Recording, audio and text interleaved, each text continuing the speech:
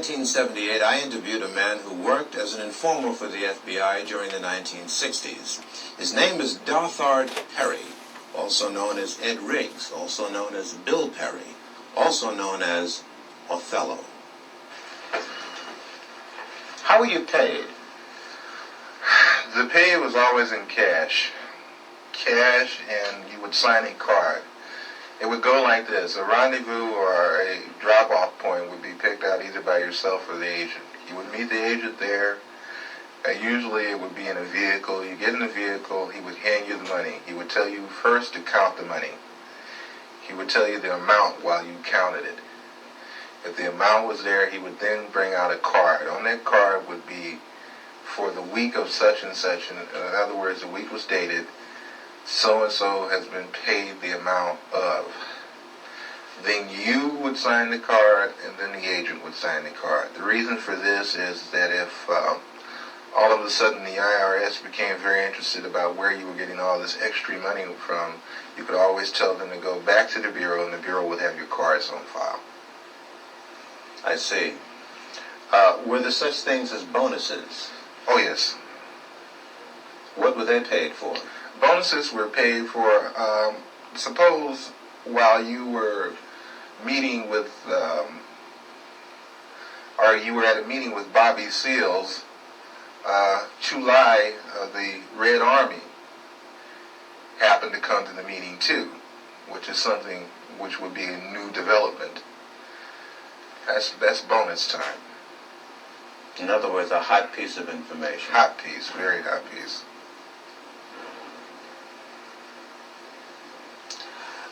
Did you ever suffer pangs of conscience? Quite a few times.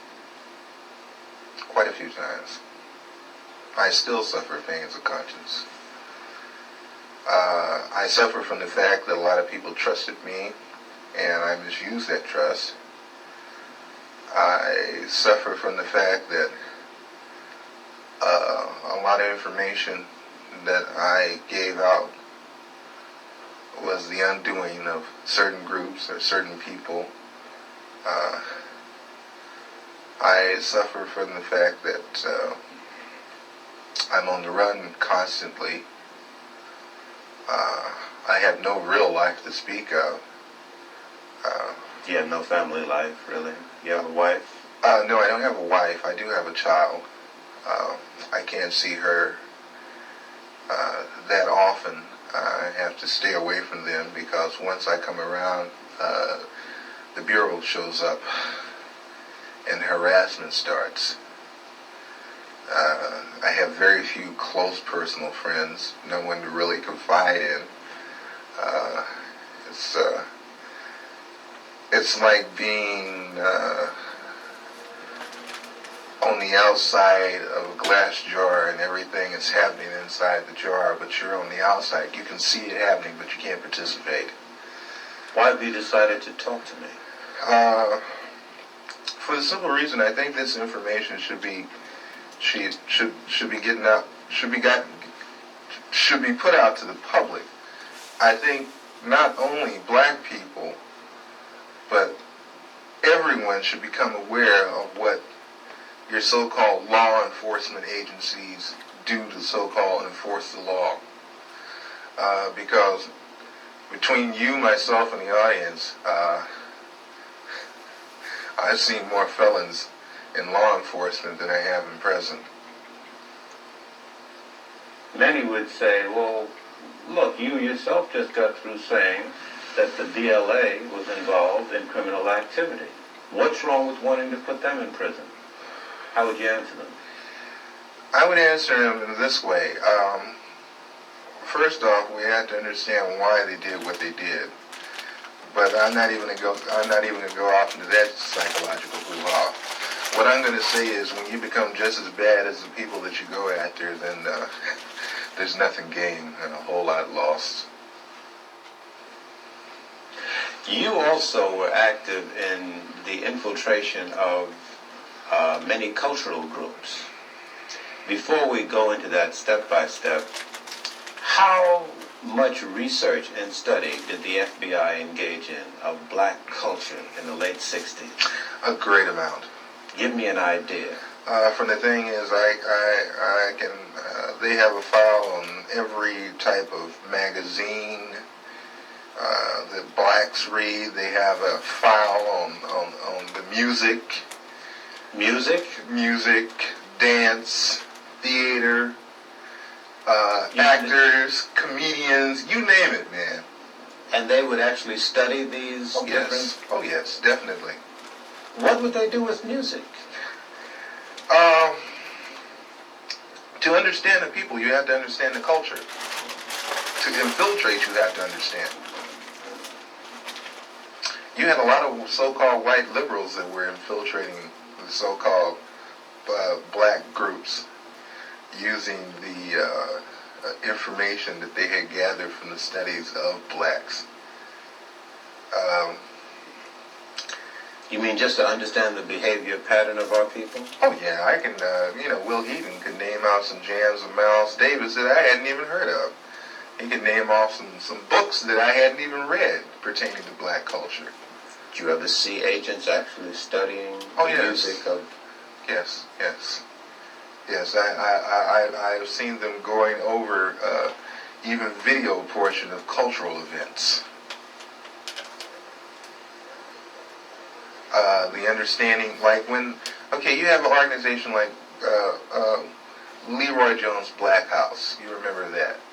Okay, Leroy Jones's place, which was done on the thing of tribalism. That's where I first heard the word Kintu, Mantu, Huntu, Hentu. These words of the African continuum. I learned that from an agent. He ran it down to me. They make in-depth studies of the personalities of the people they're dealing with too, culturally. It always helps it's the thing of you can take their culture and use it against them. How large would you say an extensive collection on our culture would you say the FBI has? Would you rate it as large as a particular library, like the Schomburg Library in Harlem? Or... I would rate it better. And the fact is that they go into details that we probably would overlook. Will Eaton used to meet me in different places. Will Eaton, that was one of my supervising agents. There is a certain bar in the Los Angeles area where people into black cultural things met, and Will Eaton used to meet me there. And he would go into very long and tiring conversations with some very articulate brothers about culture, African culture, and Afro-American culture. Tell me about some of the cultural organizations that you infiltrated and what you did. PASLA, Mafunde, Watts Writers Workshop, which they have... The Watts Writers Workshop? Yes. Watts Writers Workshop, which was one of the oldest established black writers workshop. That place was burned down. Yeah. The Bureau had it burnt down. How do you know that? I know because I participated. I did the arson. You burned down the Watts Writers? Yes. Why did they want it to go? At the time, funding had been cut to the workshop, had been cut out, but it looked like there was a possibility of a grant being given back to the workshop. And if there was no theater, there would be no grant. How did you do it? 2 cans of kerosene, Purex bottle, gasoline, and a flare, highway flare. Why didn't you use more sophisticated stuff? Oh no. You're never overly sophisticated. It's too obvious. This way you make it look like, maybe somebody in the neighborhood that got kicked out of theater at one time got mad and came and burned the damn theater up, that kind of thing. But you were involved in this theater? I mean, didn't it get to you at all what you were? Hey man, that got to me a great deal. I love that theater. I built the stage. You built the stage. Oh yeah. When I got to the workshop, the stage that had been, the original stage that had been built needed an extension on it. The original part of the stage was in terrible condition. They had no lighting system. I put the lighting system in myself. I put the stage in myself. And that was a stage, man. And that was a theater. It's a nice theater. Who was the director of that workshop? Harry Dolan. Harry Dolan. Some very, very well-known artists supported that workshop, gave money to it. Some very well-known artists came out of the Watts Writers Workshop. You know, Glenn Tubman, Yaphet Kotto, Sidney Poitier used to come down there and give a class. Sammy Davis Jr. used to come down there all the time. Quincy Jones used to come there and give music classes. We had our own 8-track studio setup for sound. We had our own sound room there. Was part of your other activities and responsibilities to study the profiles of celebrities who were supportive of organizations? Definitely, and especially, like I said, psychological backgrounds, weaknesses and strengths. Did he have a weakness for blondes? Did he have a weakness for money? Did he snort cocaine? Did he smoke marijuana? They even get into, and that's one thing the Bureau loves, is their sexual background. They have files and files on different blacks, not only celebrities, but a lot of others, sexual activity. What would they do with this information? Oh, that's used as a weakness. So they would feed to these weaknesses? Yes. Did you see that happen? Oh, yes. Doc Holliday,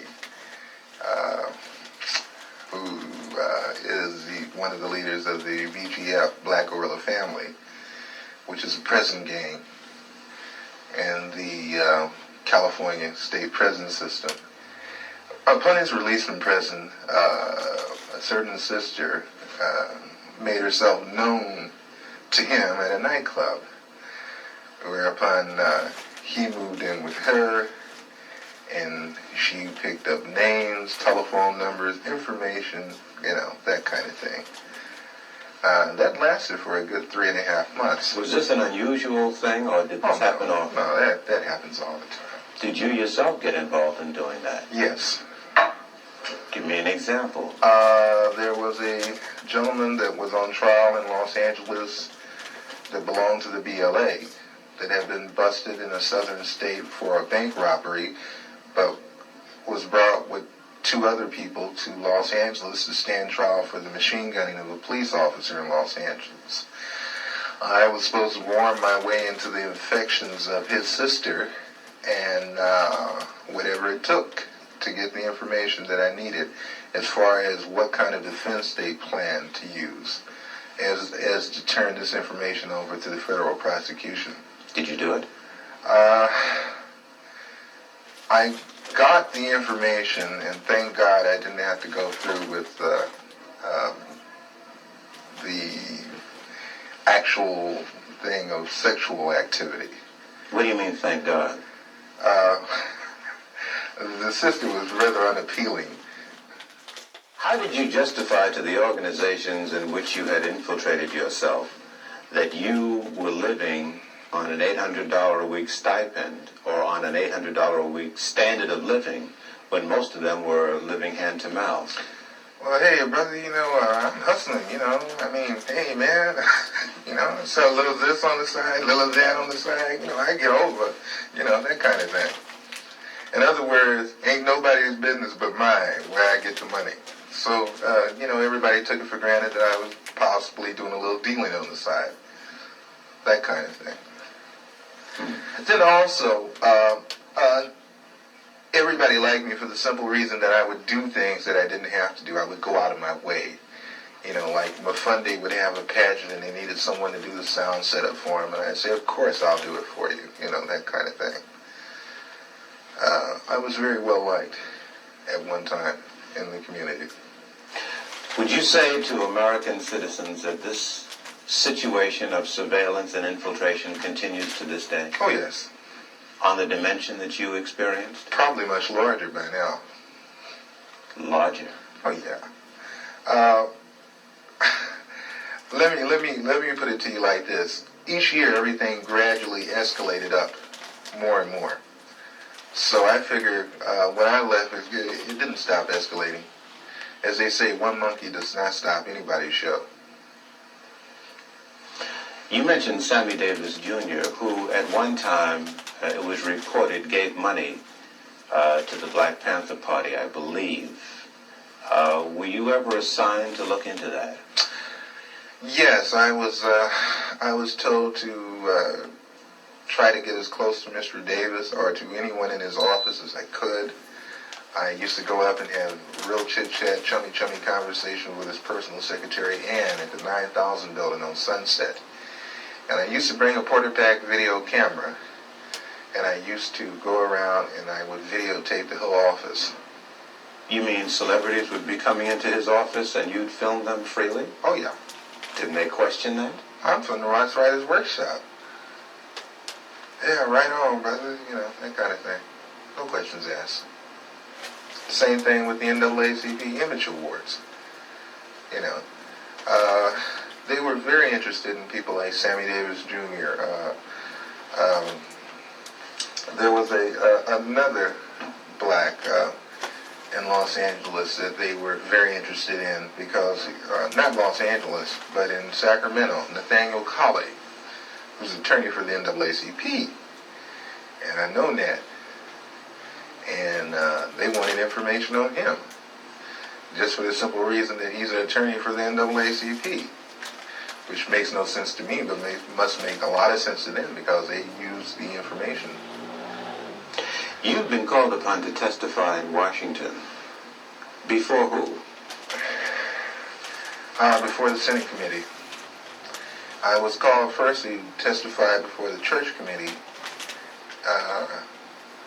And I did go to Washington, D.C. I did testify to those people. And I want to say right now that the committee was full of smack. They got loads and loads of information and didn't even use it, didn't release it. I had tapes that I offered to them in evidence against the Federal Bureau of Investigation with conversations of me and my supervising officer where he's telling me to obtain certain articles for him by stealing. Don't get fingerprints on it. We can really use that. Did you take the weapons over to such and such?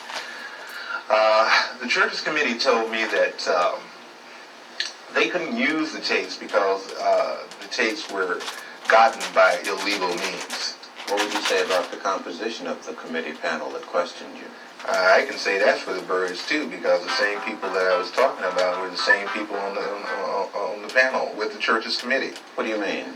When I came in the room to be interviewed by the so-called people from the Churches Committee, the representatives from the Federal Bureau of Investigations were also in the room.